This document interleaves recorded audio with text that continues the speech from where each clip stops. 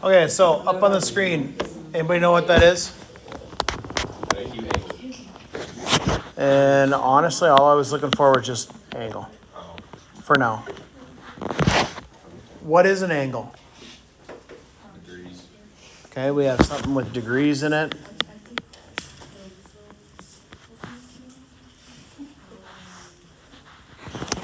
Okay, by definition, an angle is two rays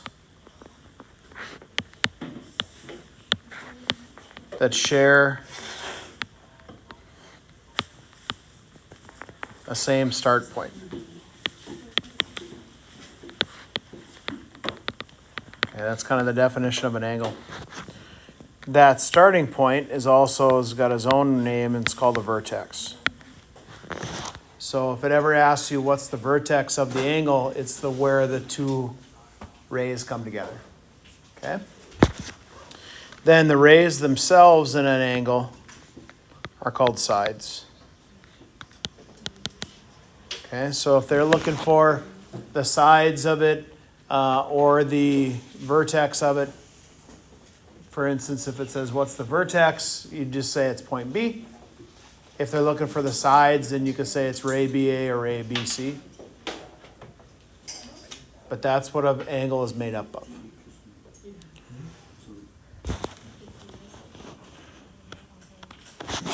As far as how to name an angle, okay, if you think about all the different things we talked about last couple weeks where it's been like naming lines and segments and rays and whatnot, we name an angle kind of the same way. The abbreviation for angle, instead of writing the word out, looks like a little angle itself. And then now from here, all we do is we just take a path and we write down 3 letters. So because the vertex is B, the B has to be in the middle when we write it. So if I start at A and work my way around angle ABC, I would start on the top, go through B, and at C. I could also go for that same angle, starting at C, go in B's direction, and stop at A. Those are all the same. And a third way that you can name it is if there's only one angle that's there, you can just name it by the vertex. So for instance, if I have multiple angles going through that vertex, I can't. But if it's only one angle, then you can just use the vertex as it. Okay, for naming it again, you just go with the points that make up the sides. Okay, so on the first couple, what they're going to do on your worksheet today is they're going to ask you first, it's going to give you some information, and then it's going to ask you to, or based off the names, how big is the angle and so on. Okay? So the next thing it has for you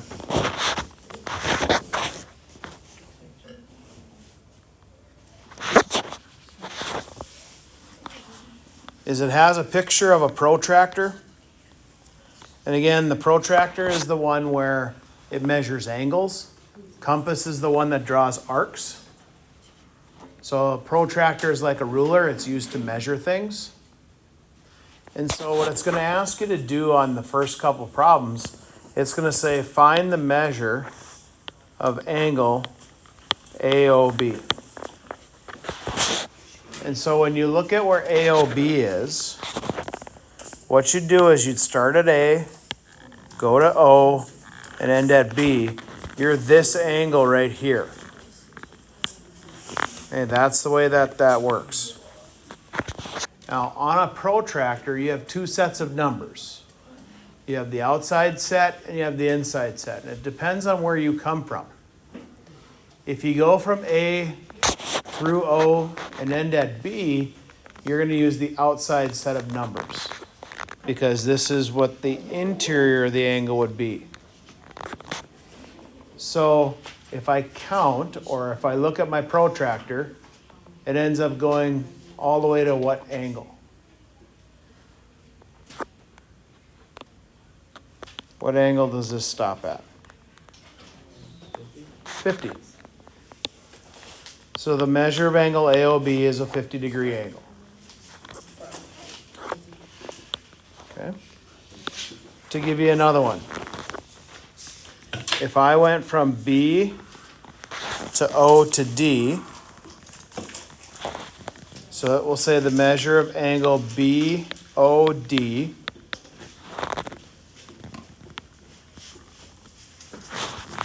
so that starts at the 50 and goes all the way to the 180. So how would you figure out how big it is if it starts at 50 and ends at 180? Subtract them. Right. What is 180 minus 50? 130. Okay. Another way that you can think about it, because of the ends at D, you can also use the inside set of numbers then to go all the way there to get 130. Your choice on that. Okay? But the first couple questions on your assignment, this is what it's going to ask you to do, is use the protractor, and it's not like you have to do anything different. This is the exact same picture as what's on your worksheet.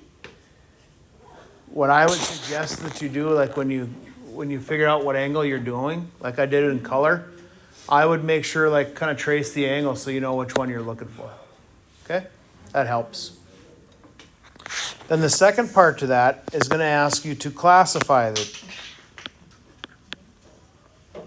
When you're classifying angles, there's 4 different ways.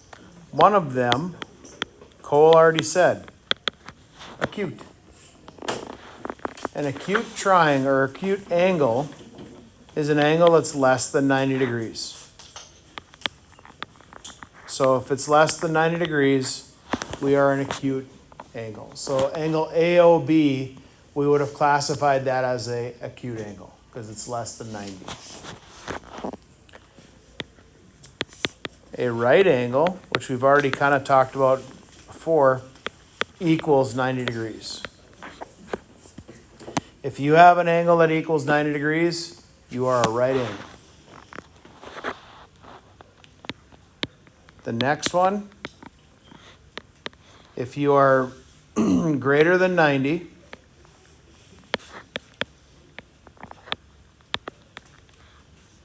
and less than 180, then you're an obtuse angle. So angle BOD that we did over there in red, that would be considered an obtuse angle. And the last type is a straight angle, and that's an angle who is exactly 180 degrees. An angle who is exactly 180 degrees, that's just a straight line. Okay? But on the first 4 questions on your worksheet, it's going to ask you to tell me the measurement. It's the same picture that I had up there just a little bit ago. And then it'll ask you to classify it as acute, right, obtuse, or straight. It all depends on how big the angle is. So on the one that's up on the left-hand side of the screen, where it says the measure of angle AOB is 50, then that would also be an acute acute angle after that. Measure of angle BOD is 130, so that would be an obtuse angle. Okay? So that's what you're going to do for the first couple. Does that make sense? Yes. All right. Then, from there, and this has been a while since we've talked about stuff like this, but a couple weeks ago we had things like, and I don't know if I even called it this, but I may have called it the ruler postulate, which is basically just measuring like how long the sides were and such. This is the same thing, but they're called protractor postulates. Postulate is like a definition in a way. Okay, that's kind of the best way I can describe it for you guys. They're just definitions. Okay. The next one that we have is what we call our an angle addition one. And so if you have a shape that looks like this,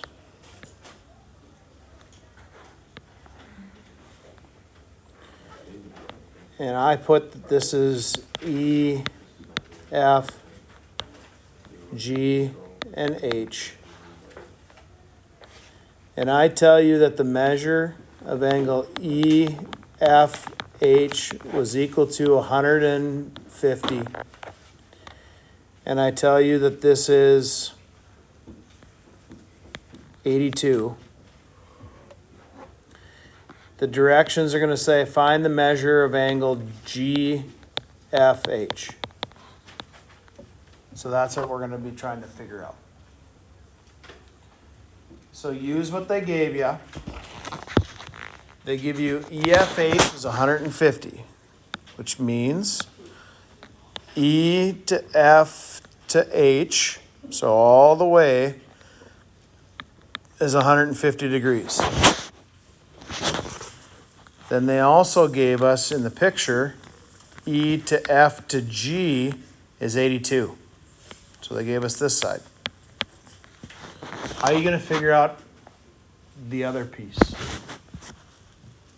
How would you figure out this piece right here? If you knew that the whole thing was 150 and one slice of it was 82 degrees. 150 minus 82. Good. To find the rest of it, you take 150 minus 82. What is 150 minus 82? 68.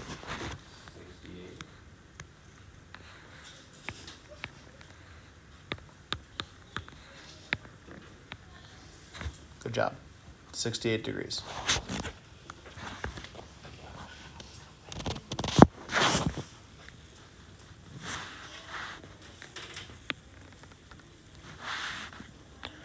Okay, where they're going to try to throw you off a bit. Let's say they give you something like this again, same kind of concept. I, J, K, L. This is 2x plus 4, and this is 3x plus 6.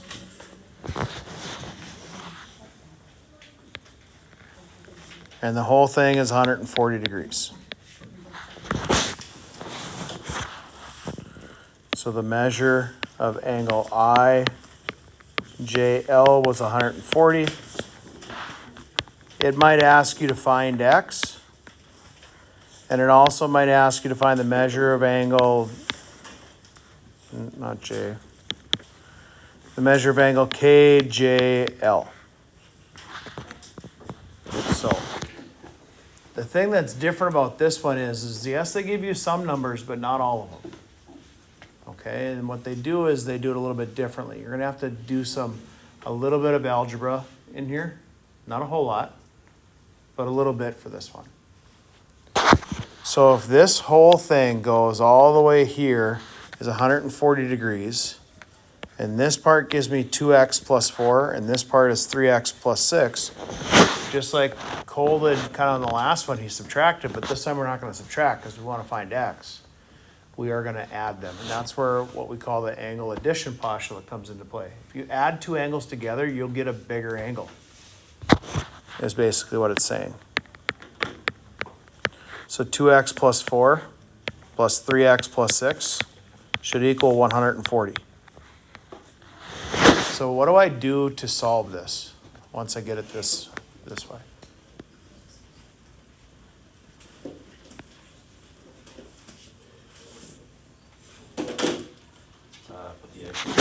Put the x's together. What's 2x plus 3x? 5x plus 10.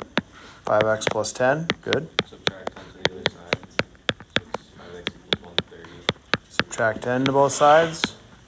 So 5x equals 130. And 5x and divide the whole thing by 5. Divide everything by 5. And what's 130 divided by 5? 26. 26. So you found x. Good job. Now, that's not it though for the whole problem, because it might also ask you then how big is each angle or how big is one of the angles. So now what you do once you have the 26, you have to plug it in to see what you get. So 3 times 26 plus 6. 84? So that angle would be 84 degrees.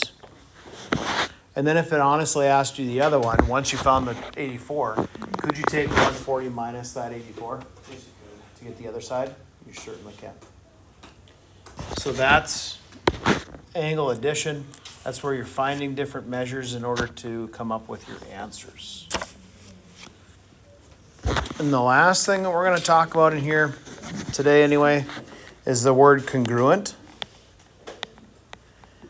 Has anybody ever heard of that before? What's it mean?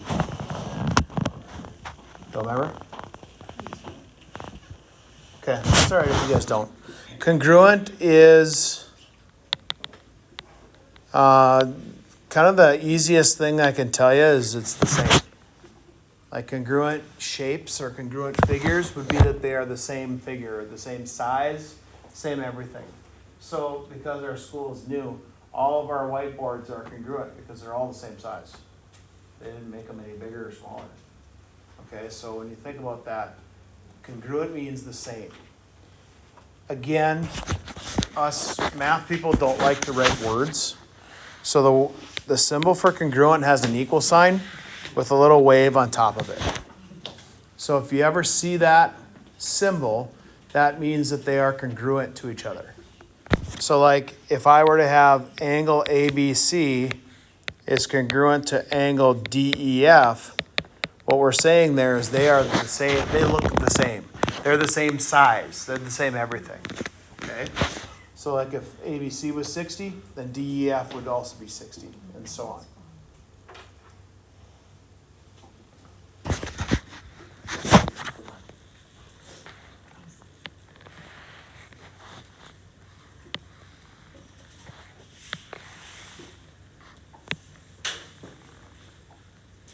So if you had something like this,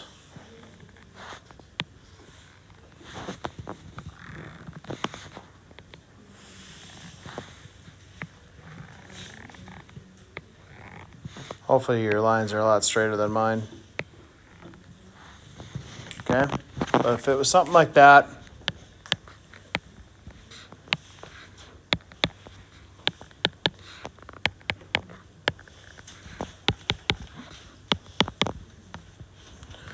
and then you'll have these little marks in here.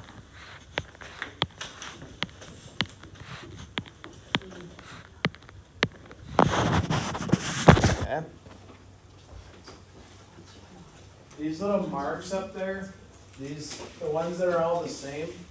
So if you count how many little hash little marks there are, if they all have 1 in them, that means they're all the same size angle.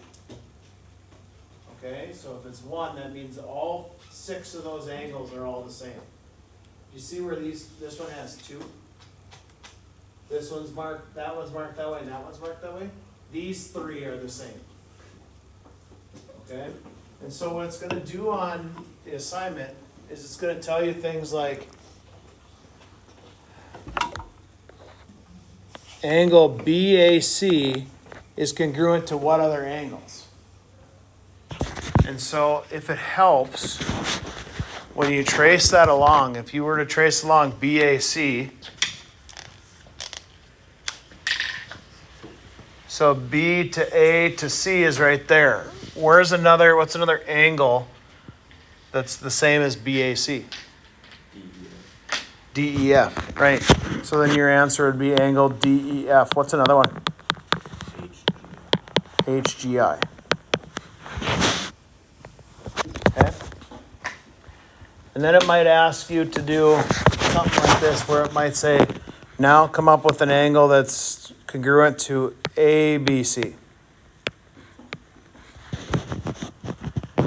So this time it's not the same angle, is it? Because I didn't start it in the same spot. I started it here and went this way.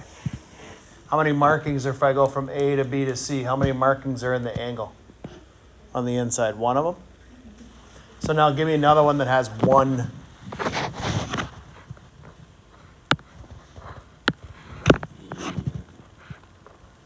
Angle EF.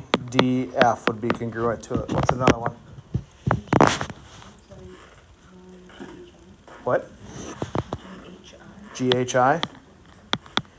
Are there more? And there is. What's another one? Because you guys did a really good job, you two, of naming this one and this one. What's some of the other ones?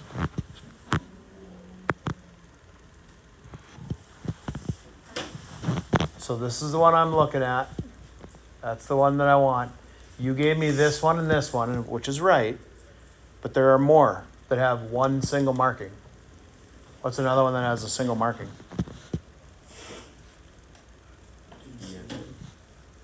Okay, two of you spoke at the same time.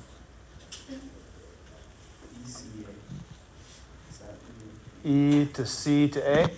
That works. What's a different one?